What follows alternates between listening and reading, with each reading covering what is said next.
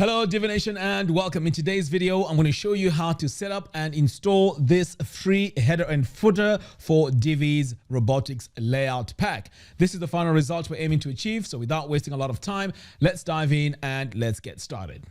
All right, so first of all, what you need to do is to go to the link that I provided in the video description below. This is going to take you to this blog post. So when you get to this blog post, you want to scroll down here and then click get it for free today. And this is where you need to enter your email address. So I'm just going to enter mine. There we go. So that's my email address. I'm going to click now on download. And now I can click on download the files. Okay, so as you can see, it's downloaded here onto my computer.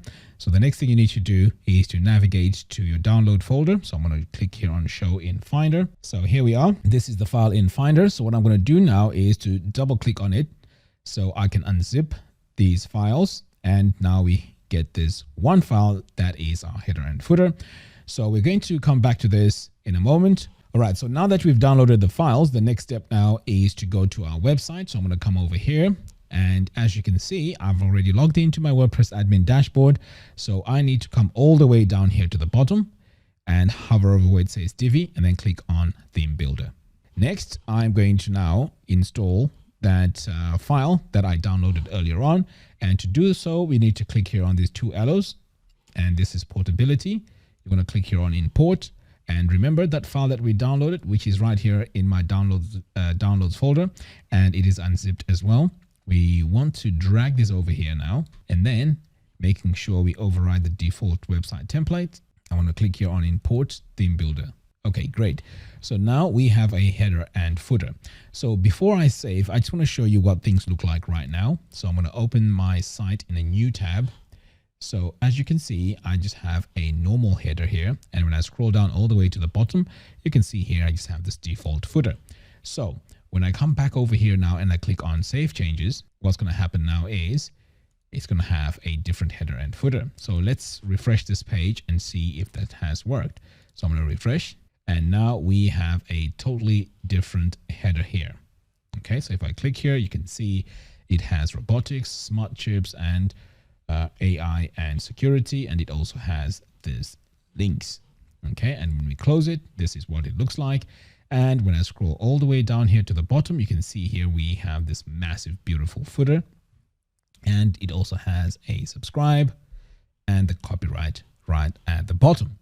Okay, so let's say we need to customize this and make it look the way we want. How do we do that? So that's what I'm going to be showing you next. So what you need to do is to come back over here to our theme builder, and you want to go into this pencil icon here. So we're going to start with the header. So I'm going to click here. So now that we are going into the settings of our header, this pretty much looks like our Divi builder, which we are used to working with, which is very, very good because everything here is very familiar. So let's say you want to change all these elements that we have here. All you have to do is to click here on this gear icon. This is going to take us to our blurb settings. And this is where we can change this from robotics to, let's say, cameras, for example. It doesn't mean that using this header and footer is only for the robotics. Okay, you can, customize this to whatever you want. So let's say you want to change this to camera. You can just go in and change that to camera. And these icons here can also be changed. Now notice what happens when I come over here to image and icon. Now, as you can see right now, we have an image here which works with this. But if you want to use the default icons, we can just click here on use icon. And then we can just choose the icon that we need to use. And you can see now that it has been added. And now I can just go in and customize this to the right colors and align it correctly. Okay, so I'm going to leave that as it is. Next, let's take a look here at these menus. So I'm going to click here on the first one. And as you can see, this is pretty much just a button. So when we hover over it, you're going to notice that it has an action here, which shows a background. Okay, so you can change this from products to, say, cameras, for example. And as you can see, it maintains the text and also the hover states are all intact. If I come over here to design and go to button, this is where we can customize the size. As you can see here, I can make it bigger, I can make it smaller, and also I can play around with the colors. And over here, we can make it all caps, or we can just remove that altogether. So as you can see, there are many settings that we can do here on our buttons. Okay, so that's how you customize your buttons. Next, let's take a look at this area right here. So if we click here, we notice that this is an image, but this image here is our site logo. So what you want to do if you want to add yours is to just delete this one here, click on this plus button. And once you go into your media library here, you can then choose whatever image you want. But maybe let's say your image or your logo is on your computer. This is where you can click here on upload files, and this will upload and add your logo that way. Okay, so I'm just going to choose this Divi one here, click upload an image, and you can see now that it has been added. And what you may also want to do here is to adjust the size. So you can come over here to design, click on sizing, and you can play around here with the logo height or width. So if I drag the width here, you can see it's getting smaller and bigger. Okay, so that's the logo. Now over here to the right, we also have a call to action button. And as you can see here, we are on the button settings. So you can change this to perhaps maybe download now. So you can see here, as I'm typing, it's updating. And then if I come over here to my link, this is where you can add your URL. Right now, I'm just going to add a blank one, and it's always great to leave it here on opening the same window. And then over here on the design, you can go into the button settings and change your colors. So for example, let's say you want to change the color of the button there. You can just do it by just adding it that way, like that, or even coming over here and then adding your hexadecimal value. So pretty much this is how you customize your header. So I'm just going to hit save. Then you want to close out of here, save and exit, and pretty much your changes will be saved. Now back over here, we can also do the same for the footer. So I'm going to click here on this pencil icon, and this now is going to take us to the settings. Okay, so let's start here with this top part. So if I click here on this gear icon, we can actually go into our blurb settings. And again, just like before, we can change these to icons or even just use custom images. So if I come over here to image and icon, we notice that we have our custom images here that match our design. But if you want to remove this altogether, you can just click here on use icon, and then you can choose the icon you want to use. So as you can see, it's very, very easy to add it there. Okay, so over here now we have these links to our pages. So I'm going to click here on this gear icon. And as you can see, again, this is a button, but we only see or notice that it's a button when we hover over it. And over here on the link, this is where you want to add your URL. So I'm just going to add a blank URL here. So you can either leave this and make it open in the same window, or you can open this in a new tab. So either or, it doesn't really matter. And then over here on the design, you can also go in and make changes to your button settings. So for example, the size can be adjusted here, but of course we don't want to make it that big. Okay, so I'm just going to reset it here. And also if you want to make some changes to your backgrounds, you can just make your changes over here. So you can see here by choosing a color, this now really shows as a button, but of course we don't want that. So I'm going to go ahead and add transparency. All right, so when you're done, you can just save, but of course I'm not going to save right now. And then over here, we also have more icons. And if you really want to customize this, it's quite straightforward. You just click here on the gear icon of the module settings, and where it says call, you can change that maybe to call now. And you can also change the phone number by coming over here. So let's say it ends in 0000. That's how you would change it. And you can also change your country code and so on. Now over here, where it says email, you can also change this by just clicking on this gear icon. And then you can change this by just typing your correct email. Okay. Now over here is the most important thing, and this is the subscribe. So I'm just going to click here on this gear icon because it's important that you know how to set this up. So you can change this from subscribe to something else if you want.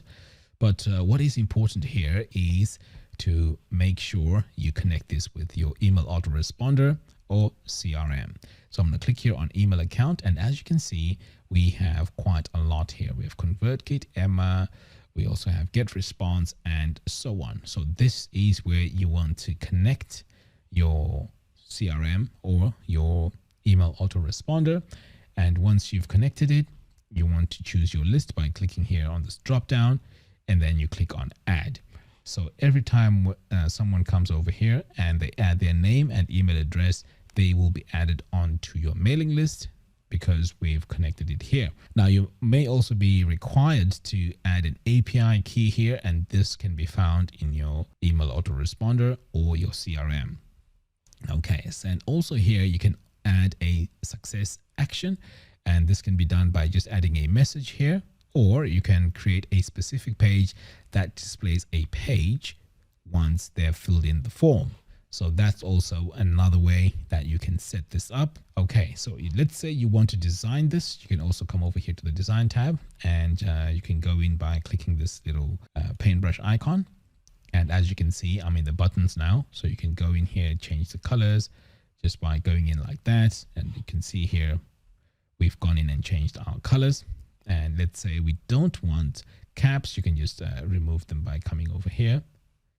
And also your spacing, if you come over here to your spacing, you can actually remove some spacing here and make the button get closer to these fields.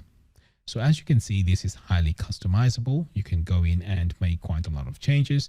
And now I am going to pretty much close out of here. But in your case, you want to go in and save it. And once everything is saved, you can just click here on expand settings, save one more time, and then you can close out of here. Okay, so we have now our header and footer, and any changes that we make on this header or footer will be pretty much applied across the whole website because this is the global header. All right, so I'm just going to save all changes. So what I'm going to do next is I'm going to create a page, and we're going to view the header and footer with the corresponding layout pack. So I'm going to come over here, click on add new. I'm going to close out of here, and then I'm going to name this Robo. Okay, use Divi Builder. Right, so I know we have a pre-made layout, so I'm going to come over here to choose pre-made layout. And this is where I'm going to search for robotics. And we have our robotics layout pack, blog page, contact page, and so on. So I'm going to go with this one here. Use this layout. So this is pretty much what makes this site match, because the header and footer was specifically created for this layout pack. Okay, so everything has been loaded now onto my computer. The next step now is to publish this. I'm going to come over here and hit publish, and then I'm going to exit the Visual Builder. There we go. So if I want to take a look at my menu, I can just click here, and you can see now it's revealing all our links, and this is my menu. And then I can just close it by clicking here on this X, and pretty much this is what our page looks like. And if we come all the way down here to the bottom, this is where we have our footer. But of course, as I mentioned, you can always go in and change these images to match your type of website.